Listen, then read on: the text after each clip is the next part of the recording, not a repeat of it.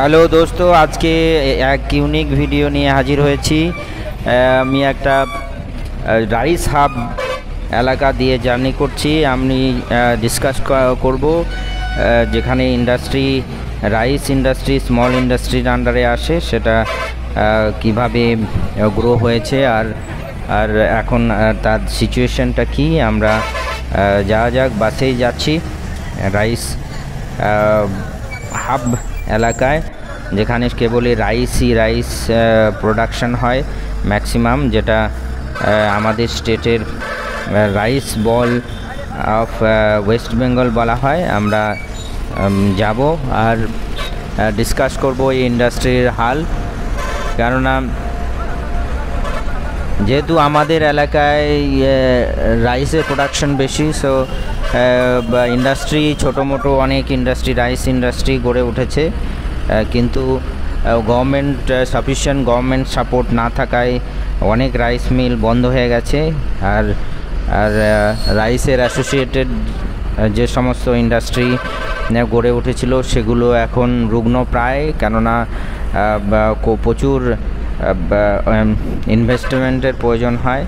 So গভর্নমেন্টের support sufficient নেই, এর জন্য রাইস মিলগুলো খুব একটা ফুলে ফেঁপে ওঠেনি। চলুন দেখা যাক, আমরা সেই এলাকার দিকেই যাচ্ছি। এখন দেখুন পুরো মেঘলা ওয়েদার, সো আমাদের জার্নিটা খুবই এক্সাইটিং হবে। আশা করি আপনাদের ভালো লাগবে। এমন একটা ইন্ডাস্ট্রি যেটা আমাদের রুজি রুটির সঙ্গে, আমাদের কৃষক ভাইয়ের সঙ্গে যুক্ত। সো এমন ভিডিও আপনাদের নিশ্চয়ই ভালো লাগবে। চলুন দেখা যাক। আপনারা জানেন যে রাইস থেকে rice husk, rice bran oil এমন একটা মার্কেট। দেখুন ওই এলাকায় রাইসের উপর ভিত্তি করে এই সমস্ত মার্কেট গড়ে উঠেছে। সো আমরা এই মার্কেটটা কিছুক্ষণ দেখব, তারপর আগে দেখব যে রাইস মিলগুলোর কি হাল। আমরা কি বলছিলাম যে rice husk, rice bran oil আর রাইসের যে সমস্ত পলিশের যে সমস্তগুলো বেরোয়, যেগুলো বিস্কিট ইন্ডাস্ট্রিতে ইউজ হয়, আর খুবই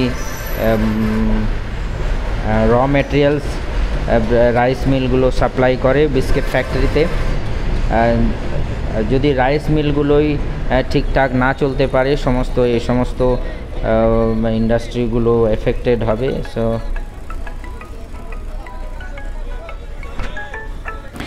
এগ্রিকালচার ইন্ডাস্ট্রি যাতে গ্রো করতে পারে, তার জন্য আমাদের প্রচেষ্টা হওয়া উচিত, কেননা এটা হচ্ছে বেসিক ইন্ডাস্ট্রি। আর স্মল স্কেল ইন্ডাস্ট্রি যেগুলো ভিলেজে আর ফার্মারদের সঙ্গে যুক্ত, যেহেতু ফার্মাররা সবই আমাদের অন্নদাতা, তো সেহেতু এই রাইস মিল ইন্ডাস্ট্রিটা যাতে টিকে থাকে সেদিকে আমাদের প্রচেষ্টা করা উচিত, কেননা এটা একটা বেসিক ইন্ডাস্ট্রি যেটা ফার্মারদের সঙ্গে অঙ্গাঙ্গিভাবে যুক্ত। আর আমরা দেখতে পাই আশেপাশে আপনাদের এই চলার পথেও দেখা যাবে যে ম্যাক্সিমাম ইন্ডাস্ট্রি ফান্ড আর ফাইন্যান্সিয়াল প্রবলেমের জন্য বন্ধ হয়ে আছে। এর জন্য আমাদের অ্যাসোসিয়েটেড যে ইন্ডাস্ট্রি, এখানটা দেখুন এই ইন্ডাস্ট্রি রাইস মিলটা চালু আছে, কিন্তু আরও অনেক ইন্ডাস্ট্রি, যে দূরে আর একটা রাইস মিল দেখা যাচ্ছে যেটা চালু আছে। আর অনেক রাইস মিল দেখা যাবে আশেপাশে যেগুলো চালু নেই আর খুবই রুগ্ন অবস্থায় আছে ফান্ডের অভাবে। এর জন্য আমাদের উচিত যাতে, খুবই রুগ্ন অবস্থায় আছে, যাতে এই ইন্ডাস্ট্রিটা বেঁচে থাকে আর আমাদের ফার্মার বেস ইন্ডাস্ট্রিটা যাতে আরও ফুলে ওঠে আর প্রোগ্রেস করে, সেদিকে আমাদের নজর দিতে হবে। আমাদের গভর্নমেন্টের উচিত কিছু এনকারেজ করার এই ইন্ডাস্ট্রিটা বেঁচে থাকার জন্য। আমরা যারা দর্শক আছি তাদেরও উচিত এটাকে সাপোর্ট করা। বিভিন্ন আপনাদের সাপোর্ট থাকলেও অনেক কিছু গভর্নমেন্টের তরফ থেকে প্রেশার আসবে, আর যাতে রাইস মিলটা আরও স্মল স্কেল ইন্ডাস্ট্রিতে ওরা লোন আর অন্যান্য সাবসিডি পেয়ে থাকে, সেদিকে আমাদের ধ্যান দিতে হবে। এই দেখুন আরেকটা রাইস মিল প্রায় বন্ধ হয়ে আছে। এই রাইস মিলটা একবারে বন্ধ হয়ে আছে অনেক দীর্ঘদিন থেকেই। সো এতে আমাদের খুব কষ্টদায়ক ব্যাপার, কেননা রাইস মিল বন্ধ হলে রাইস ব্র্যান্ড অয়েল যেটা প্রোডাকশন হয় আর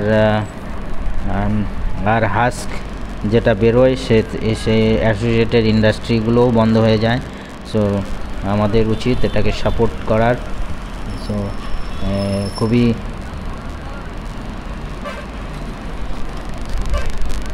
তো আমরা দেখলাম রাইস মিল আর এর প্রেজেন্ট সিচুয়েশন, যেগুলো খুবই খারাপ অবস্থায় আছে। আমাদের গভর্নমেন্টের উচিত যেটাকে সাপোর্ট করার, আর আমাদেরও উচিত সেটা সাপোর্ট করার, যেভাবে পারবে সেটা সাপোর্ট করার। আর ব্যাংকের মাধ্যমে যে সমস্ত লোনের ব্যবস্থা করা আছে সেগুলো যেন ইজি হলে আরও খুব ভালো হয়।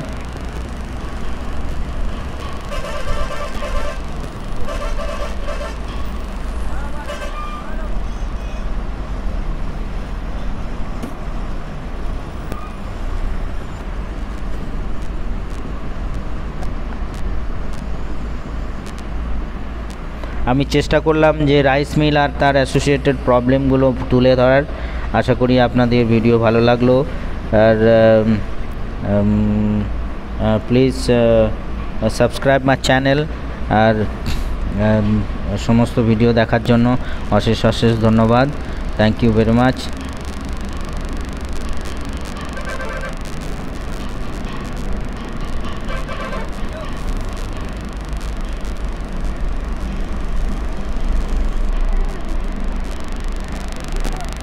Thank you.